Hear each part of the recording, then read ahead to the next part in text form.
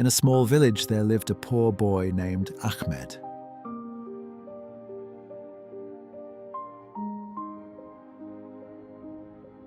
His father had passed away, and he lived with his mother in a tiny old house.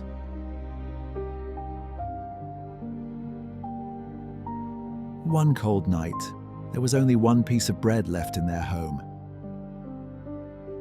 "My son, you eat it.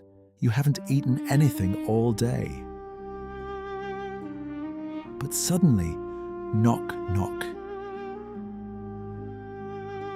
A week-old traveler stood outside in the dark.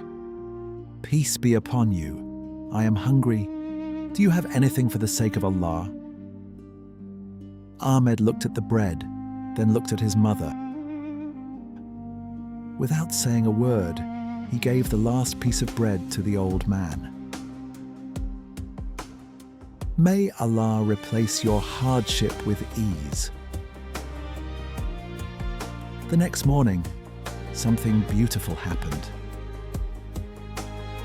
Their home slowly filled with food again, and peace returned to their lives. Anything given for Allah is never wasted.